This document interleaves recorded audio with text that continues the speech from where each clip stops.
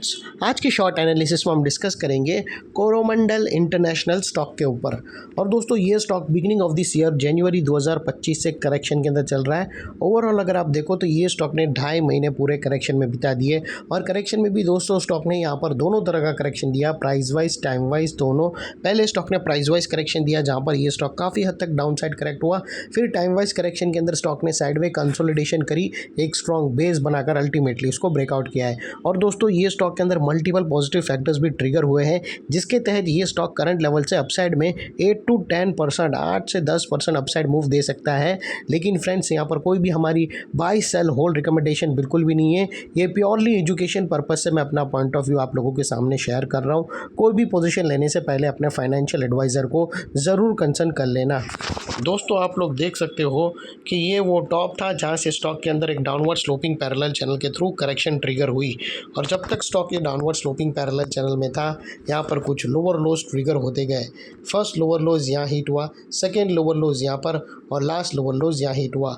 और जैसे ही ये downward sloping parallel channel upside में ब्रेकआउट हुई, इसने मल्टीपल हायर हाइज को ब्रेक करके उसके अबाउ सस्टेन क्लोजिंग देकर कंफर्म कर दिया करेक्शन कंप्लीटेड।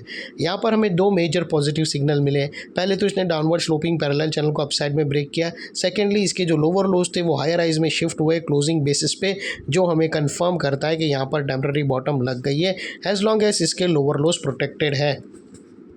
और दोस्तों बात कर लेते हैं यहाँ पर डाइवर्शन की। तो दोस्तों अगर आप MACD डालकर चेक करो तो आपको यहाँ पर क्लियरली पॉजिटिव डाइवर्शन विटनेस होगा। प्राइस एक्शन के जो लास्ट लोअर लो स्विंग अगर आप देखो तो वो डाउन साइड की तरफ टिल्ट हुए हैं, वही MACD के ऑसिलेशन अपसाइड में टिल्ट हुए हैं, और यहाँ से हमें एक ब्रेकआउट मिल रहा है जो एक अपसाइड मोमेंटम पंप कर सकता है स्टॉक के अंदर।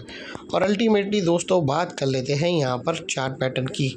तो फ्रेंड्स अगर आप देखो तो यहाँ पर हमें इलियट वेव का टर्मिनल इम्पल्स, यानी उसको चार्ट पैटर्न के लैंग्वेज में बोलो तो हमें एक फॉलिंग वेज यहाँ से ब्रेकआउट होता हुआ विटनेस होता है। दोस्तों अगर आप यहाँ से देखो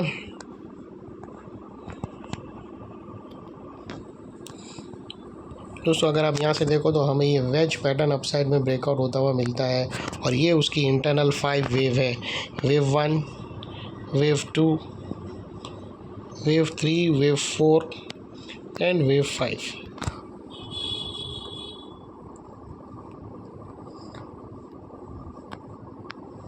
और दोस्तों ऊपर से ये जो रेजिस्टेंस या फिर ये सप्लाई ट्रेंड लाइन थी उसको सक्सेसफुली ब्रीच करके उसके अबाउ क्लोजिंग दे चुका है ये स्टॉक ब्रेकआउट के फॉर्म में।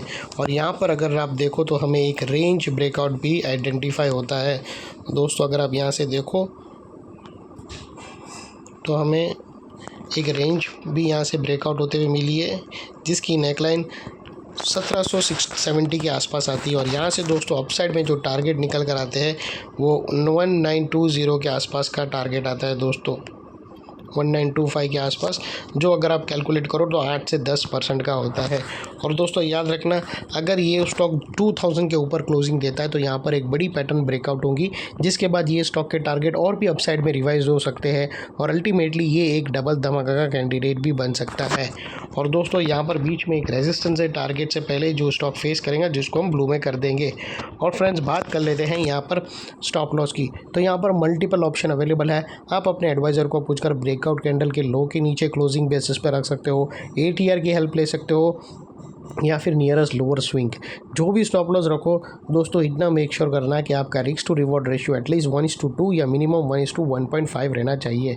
और फाइनली फ्रेंड्स नेकलाइन के पास का ये एरिया एक इम्पॉर्टेंट सपोर्ट बनकर ट्रिगर हो चुका है, बिकॉज दोस्तों मल्टीपल पॉजिटिव फैक्टर्स यहाँ पर ही एक्शन में आते हुए मिले। यही एरिया पे हमने डाउनवर्ड स्लोपिंग पैरेलल चैनल को अपसाइड में ब्रेकआउट होता हुआ देखा, लोअर लोज हमें हायर हाइज में शिफ्ट होते हुए मिले।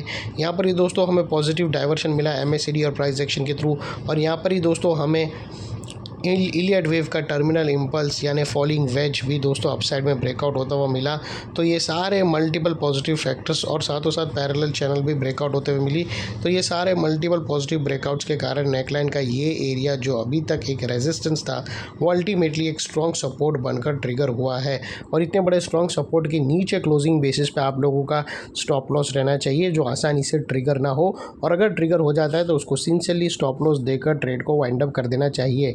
ये थी हमारी एनालिसिस फ्रेंड्स। अच्छी लगे तो प्लीज़ चैनल को लाइक शेयर सब्सक्राइब ज़रूर करना। Thank you. जय हिंद।